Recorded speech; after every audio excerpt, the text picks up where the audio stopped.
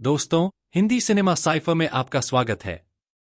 आज मैं आपको फिल्म दी साबरमती रिपोर्ट को एक्सप्लेन करने जा रहा हूं।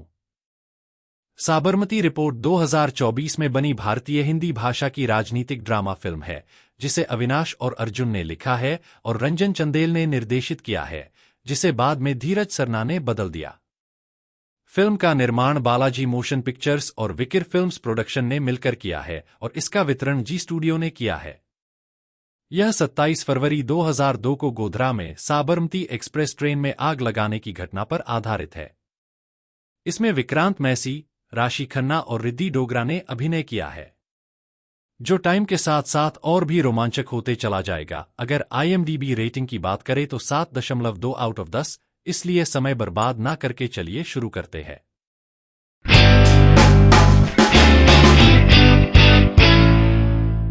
तो फिल्म की कहानी शुरू होती है 2002 से अयोध्या में, जहां पर कुछ श्रद्धालु साबरमती एक्सप्रेस से अहमदाबाद के लिए निकल रहे थे और साबरमती एक्सप्रेस अयोध्या से अहमदाबाद के लिए चलती है। तो अहमदाबाद पहुंचने से पहले ही साबरमती एक्सप्रेस में आग लग जाती है।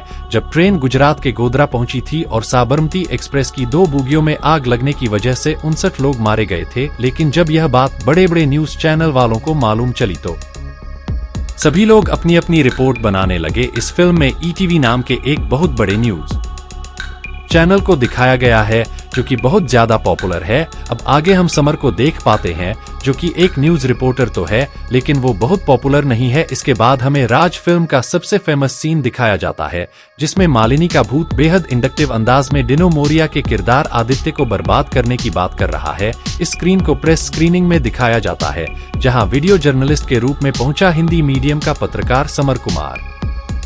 वो फिल्म मेकर से एक उम्दा सवाल पूछ लेता है। सीन को देखकर समर कुमार फिल्म राज के फिल्म मेकर से पूछता है कि पर्दे पर दिखने वाली लड़की तो भूतनी है, तो फिर वह लिपस्टिक क्यों लगाती है। यह सवाल सुनकर मेकर्स भड़क जाते हैं और इसी के साथ समर की गर्लफ्रेंड भी नाराज हो जाती है। इस स्क्रीन पर मेकर्स के साथ फोटो खिंचवाने के लिए अपनी इंग्लिश मीडियम गर्लफ्रेंड को साथ लाया था, पर उसके ना साथ मिलते हुए अपने सरफिरे सवाल ने उसकी बेइज्जती करवाई और उसकी गर्लफ्रेंड का फोटो खिंचाने का मौका भी छीन लिया। अब इवेंट से निकल जाने के टाइम उसके ऑफिस से कॉल आता है और यह कॉल उसकी जिंदगी और दुनिया को देखने का नजरिया बदलने वाली है। समर को साबरमती एक्सप्रेस में लगी आग की रिपोर्टिंग के लिए भेजा जाता है। उसके साथ जाती है ETV न्यूज की senior journalist Manika Raj Purohit. ETV media house में तेज तरार और फेमस न्यूज एंकर है, जिसकी फर्राटेदार अंग्रेजी नहीं बल्कि न्यूज एंकरिंग के स्टाइल का इंडस्ट्री में काफी दबदबा है। तो समर मनिका से पहली बार फ्लाइट में मिला था, वो तो उन्हें आइडल मानता है। यहाँ उनकी बहुत सारी बातें होती है और यहाँ पर मनिका को मालूम चलता है कि समर जो है वो फिल्मी लाइन में है, उसे तो बस यहाँ पर लाया गया क्योंकि उनके पास कोई और रिपोर्टर मौजूद नहीं था। जिसके बाद वो दोनों ही गोधरा पहुंच चुके थे और फिर मनिका और समर साथ ग्राउंड जीरो पर पता लगाने की कोशिश करते हैं कि आखिर हादसा कैसे हुआ। वो यहाँ पर बहुत सारे लोगों से पूछताछ करते हैं। यहाँ पर बहुत सारी भीड़ थी और 2 बोगियों में आग लगी हुई थी। यहाँ पर समर सारी चीजें रिकॉर्ड कर रहा था। साबरमती एक्सप्रेस की इन 2 बोगियों में जो कुछ भी हुआ, उन सभी को देखकर समर और मनिका दंग रह चुके थे। उन्हें मालूम चलता है कि 59 लोग इन 2 बोगियों में मारे गए हैं। वो यहाँ पर सभी लोगों से पूछताछ करने लगते हैं कि आखिर हादसा कैसे हुआ, लेकिन धीरे धीरे यहाँ पर पूछताछ करने के बाद मालूम चलता है कि 2 पक्षों में लड़ाई हो चुकी थी और यह हादसा तो बिल्कुल भी नहीं था, यह आग जानबूझकर लगवाई गई थी। यह बात समर और मनिका दोनों को ही बहुत अच्छे से मालूम चल चुकी थी। जिसके बाद हम कुछ पॉलिटिशियंस को देखते हैं, जिनके पास एक बहुत बड़ा अवसर है कि इस कांड के द्वारा हम इस सरकार को किसी भी तरह से नीचे झुका सकते हैं। बस हमें पब्लिक को बताना होगा कि इन सब में सिर्फ और सिर्फ सरकार की गलती है।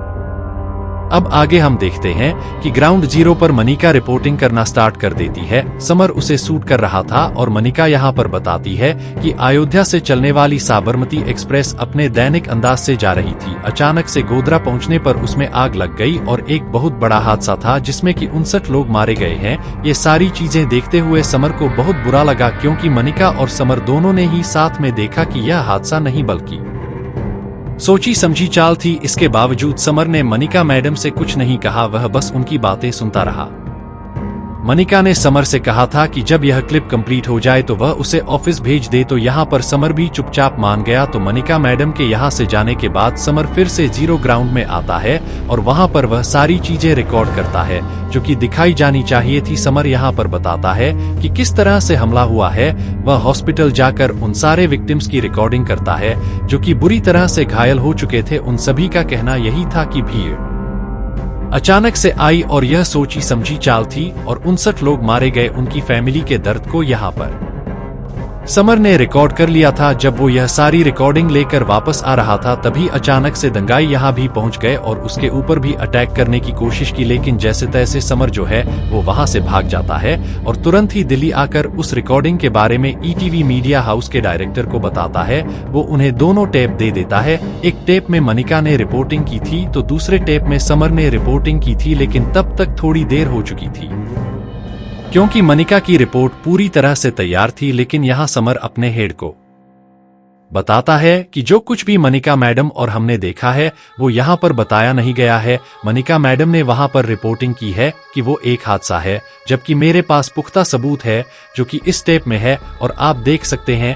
कि यह हादसा नहीं बल्कि सोची समझी जाल थी। तो ईटीवी मीडिया हाउस वाले समर से कहते हैं कि कल तुम्हारी रिपोर्टिंग भी टीवी पर चलाई जाएगी और वो यह टेप यहाँ पर मिश्रा जी को दे देते हैं जो कि ईटीवी मीडिया में ही काम करते हैं। लेकिन जब अगले दिन टीवी पर ईटीवी न्यूज की न्यूज आई तो सभी लोग हैरान रह चुके थे क्योंकि न्यूज में मनिका मैडम की रिपोर्टिंग बताई गई थी। यह देखने के बाद तुरंत ही समर मीडिया हाउस पहुंचा। वहां पर उसने बताया कि जिसे तुम हादसा कह रहे हो वो एक हादसा नहीं है बल्कि यह एक बहुत बड़ी सोची समझी चाल है जिसे कि तुम लोग छिपा रहे हो, लेकिन उसे बताया जाता है कि हमें ऐसा करना पड़ता है। समर उनसे कहता है कि तुम्हें सिर्फ अपने मीडिया हाउस की पड़ी है, जबकि 59 लोग मारे गए हैं और उनकी फैमिली का क्या होगा उनके बारे में तुमने एक बार भी नहीं सोचा होगा। लेकिन मनिका मैडम और ईटीवी मीडिया हाउस के डायरेक्टर उससे ठीक ढंग से बात नहीं करते हैं और उसे नौकरी से भी निकाल देते हैं। लेकिन जाते जाते समर उनसे कहता है कि एक दिन गोधरा कांड का सच जरूर बाहर आएगा और फिर इस सच को पूरी दुनिया देखेगी। बस समय का इंतजार करो क्योंकि सच गुमराह हो सकता है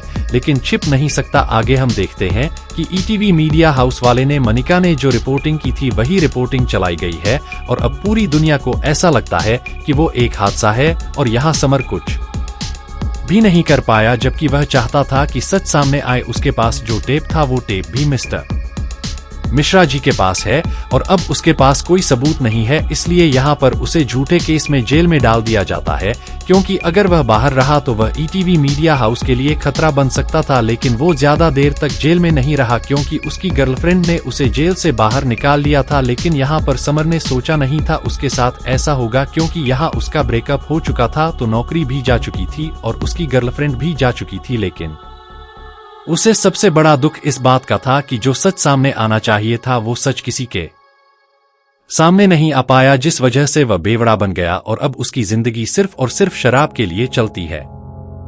जो इंसान सच के लिए लड़ा करता था अब उसे किसी से कोई भी लेना देना नहीं है, बस वो अपनी जिंदगी ठीक ठाक गुजरना चाहता है। तो इसी तरह से 5 साल बीत जाते हैं और कहानी 2007 में पहुंच जाती है जहां पर कि हम अमृता गिल नाम की एक लड़की को देख पाते हैं और वो भी एक जर्नलिस्ट है, लेकिन वो भी बहुत ज्यादा पॉपुलर नहीं है। बस वो भी मनिका जैसी एक बड़ी न्यूज रिपोर्टर बनना चाहती है और अब अमृता भी ईटीवी मीडिया में ही काम करने लगी है। तो अमृता पहले दिन मनिका से मिल जाती है और वो मनिका से कहती है कि वो उनकी तरह ही न्यूज रिपोर्टर बनना चाहती है, लेकिन मनिका का एटीट्यूड इस तरह था जो कि अमृता को बिल्कुल भी पसंद नहीं आता। अब आगे हम देखते हैं कि 2007 में जब सीएम चेंज हो चुके थे तब यह केस एक बार फिर से खुला। तो जब नई सरकार बनी तो ईटीवी मीडिया हाउस के लोग जो हैं वो उनके मिनिस्टर से मिलने के लिए पहुंच गए। ईटीवी मीडिया हाउस वाले तो अपने संबंध मजबूत करने के लिए गए थे, लेकिन वहां तो कुछ उल्टा ही हो गया। पता चलता है कि स्टेट गवर्नमेंट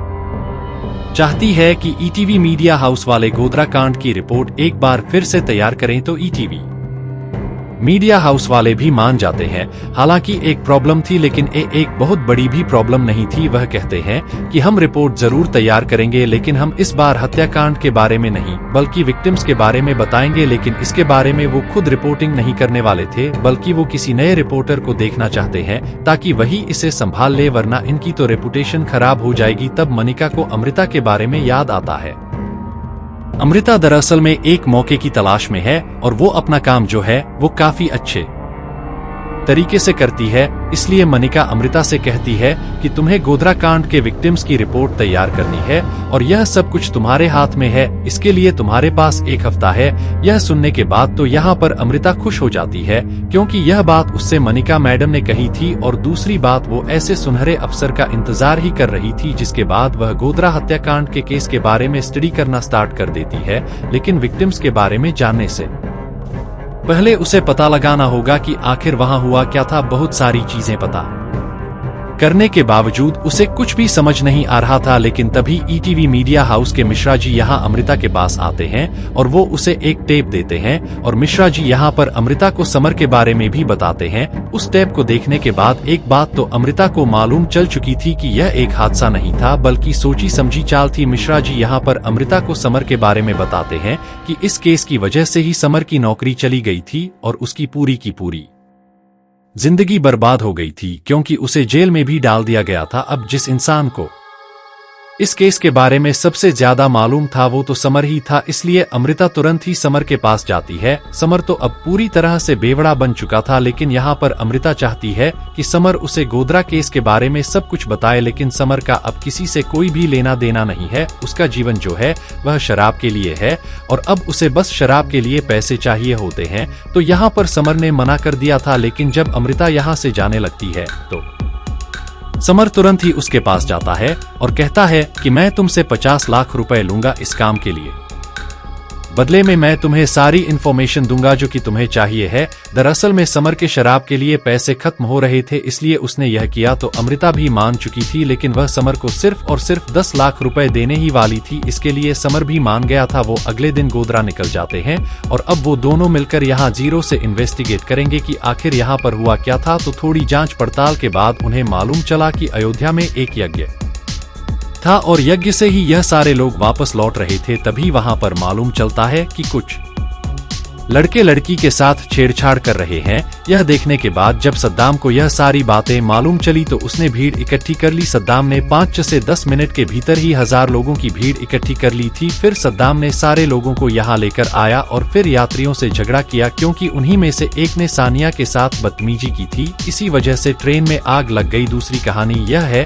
कि प्लेटफार्म पर ही एक साजिद बाटली वाला है जो कि चाय वाला है, उसकी लड़ाई जो है वह यात्रियों से हो गई। बाद में साजिद बाटली वाला ने सद्दाम को बताया और फिर सद्दाम ने इसी तरह से 1000 लोगों की भीड़ लेकर आया और फिर यात्रियों से झगड़ा की वजह से ट्रेन में आग लग गई। और इन सब का चश्मदीद गवाह है अरुण बरदा। तो यहाँ पर अमृता और समर को एक बात समझ में आती है कि यह लोग वही दिखा रहे हैं जो कि हमें देखना चाहिए। उन्होंने एक चीज नोटिस कर ली थी कि दोनों कहानियों में पैसेंजर्स की गलती है, जिस वजह से कोई कुछ नहीं कह रहा है और इसी वजह से इस कहानी को दबा दिया गया है।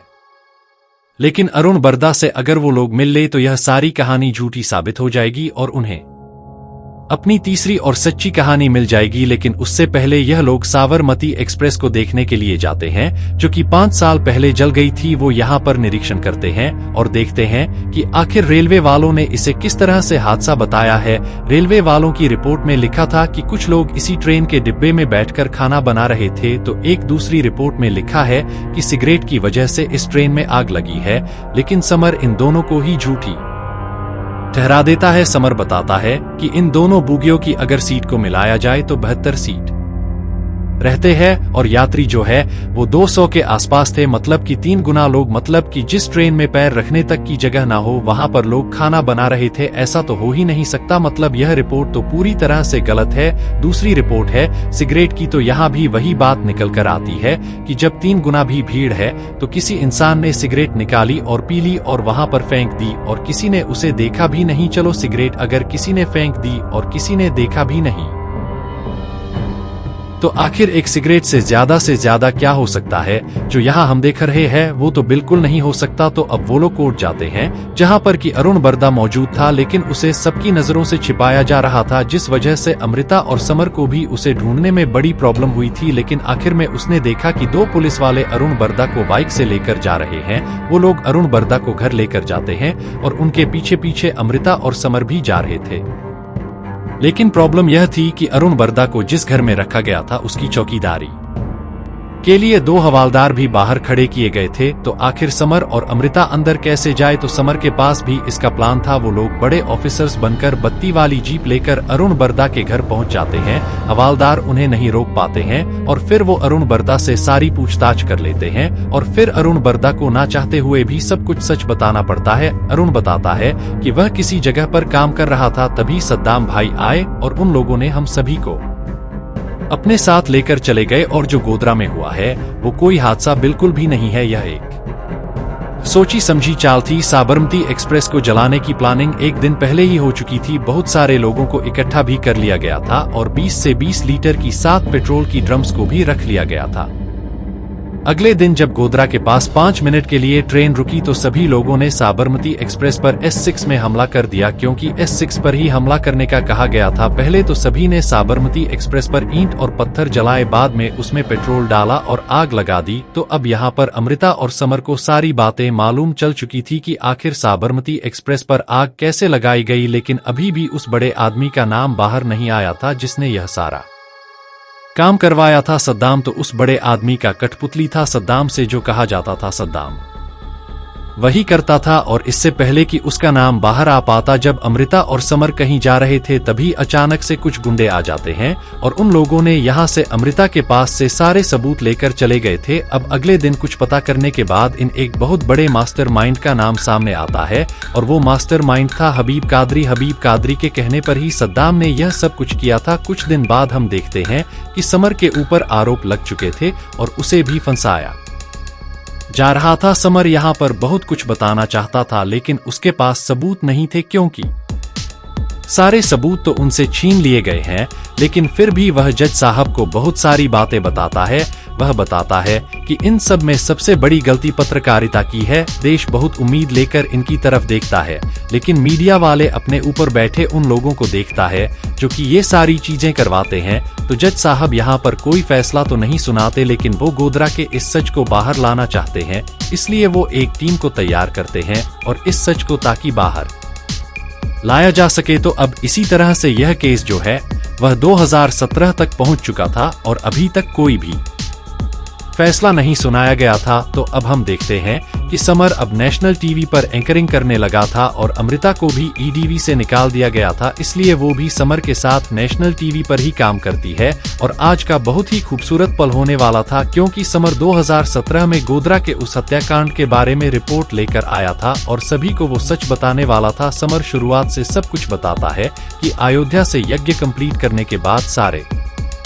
श्रद्धालु जब साबरमती ट्रेन में बैठे और जब वह अहमदाबाद जाने के लिए निकले तो अहमदाबाद पहुंचने से पहले ही गोधरा पहुंचने पर उनके ऊपर अटैक हो गया। लेकिन यह कोई हादसा नहीं था, बल्कि एक बहुत ही सोची समझी चाल थी। सद्दाम और उसके बहुत सारे लोगों ने पहले तो साबरमती एक्सप्रेस पर पथराव किए, बाद में दोनों बोगियों में पेट्रोल डाल दिया गया और उसमें आग लगा दी। आग लगाने के बाद उन्होंने ट्रेन के गेट को भी बंद कर दिया था ताकि कोई भी बाहर ना जा सके। तो यह फिल्म उन 59 लोगों की श्रद्धांजलि के लिए बनाई गई है जिन्हें इंसाफ नहीं मिल पाया। सभी लोग सोच रहे थे कि यह एक हादसा है, जबकि यह एक हादसा नहीं बल्कि सोची समझी चाल थी।